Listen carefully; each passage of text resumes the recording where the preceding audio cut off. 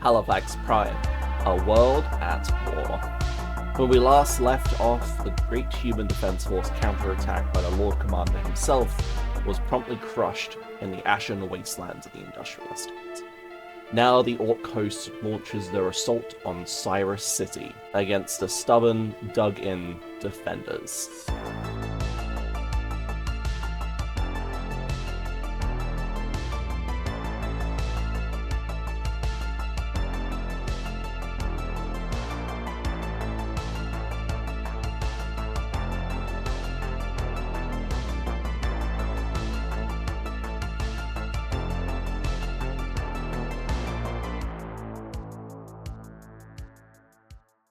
The great war hosts of Killer Kim assembled outside of the city quadrant at Sirus City.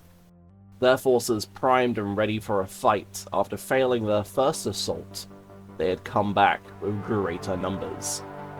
The humans had rallied what forces they could, fielding primarily infantry with a few mortars and the Sentinel Walker, preparing to face down the mighty Ork forces consisting of 2 artillery guns, wretched mobs, as well as General Kill himself, the warrior.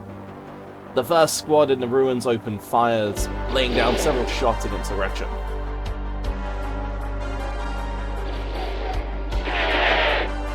The second squad, following their lead, felling 2 more of the blighters. The Hellraiser artillery gun opens fire, smashing apart 2 of the defenders. Mork's foot opens fire, blowing a hole in the brick of 20 infantry guarding the path. The mortar team fire, and to nobody's surprise at this point, miss. The big brick of guardsmen open fire, leveling several of the Orks as they prepare to face off the first charge of the battle. In the crush of melee, 8 of the human defense force troopers are slaughtered. They managed to kill 2 of the Orks in return and pass their morale test, pulling back in good order and setting up a new firing line behind their position. The Gretchen scurry forward and lay down withering fire on the units in the resistance building, felling only 2 of their number.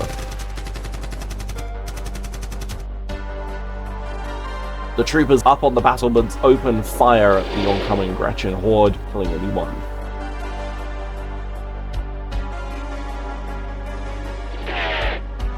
The Walker repositions itself and opens fire at the approaching mob, gunning down 2 with its heavy machine gun. The Gretchen pistol mobs storm forward and let loose a withering hail of fire at the humans in the ruins, felling all but 3 and promptly shaking the squad.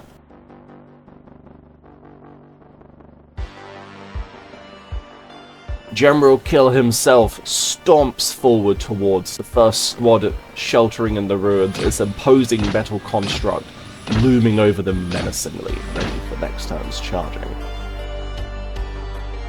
The veterans open fire at General Kill, failing to crack through its heavy armor. The squad in the resistance building follow their lead, also failing to penetrate the Orks' tough hull. Killer Kim and its nobs charge forward, using the buildings for cover. At the end of turn 1, the Orks have advanced up the battlefield, poised to launch their assaults in the coming turn.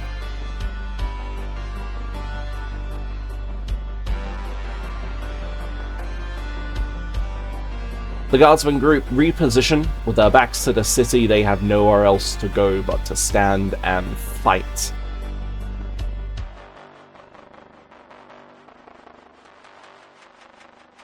They lay down withering fire against the Orks, felling several of their number, failing to break the squad. The mortar team fire again, this time actually scoring a hit, blowing apart 3 Orks in the process. The Orks undeterred pass their morale test. Mork's foot opens fire at the Sentinel Walker, blasting a wound into it, as General Kill stomps over the ruins and engages the 1st Infantry Squad in bitter melee combat. His buzzsaw whirling and every chopper snapping in the air as he does, obliterates most of the squad in a single round of combat, As the desperate defenders swing their bayonets back, they fail to break through the Orks' tough hide. The squad fails its morale tests and is cut to pieces in a shower of gore and viscera. The humans continue to pour heavy las fire down on General Kill, but it does absolutely nothing against this monstrosity. Hellraiser fires at the troopers up on the battlements, blowing apart several of their number, heavily reducing the squad, and as the Gretchen forces storm forward, their pistols and heavy sluggers tear apart the survivors, clearing the building from the defense forces' clutches.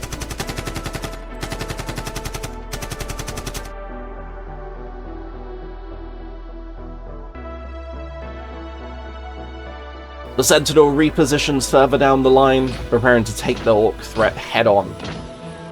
Peppering General Kill with heavy machine gun fire, managing to get a couple of wounds through this time. The Gretchen mob of the rifles continue to blast away, reducing the troopers in the resistance building down to a mere 3 of their original number.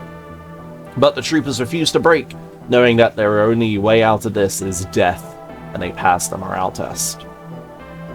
Killer Kim's Nob squad storms forward under the shadow of the resistance building, and the command squad withers them with heavy las fire, managing to wound one of the Nobs. The Ork mob, continuing their vendetta, charges again before any more damage can come to them, crashing headlong into the humans, delivering an absolute hailmaker in melee combat, reducing the squad down to 3 men who managed to fell a single Ork in return, and they pass the morale test. These defenders know they stand between victory and defeat at Sirus City. As turn 2 comes to an end, the Ork horde continues its savage advance, sweeping aside the outer defenders and getting ready for their main assault on the walls itself.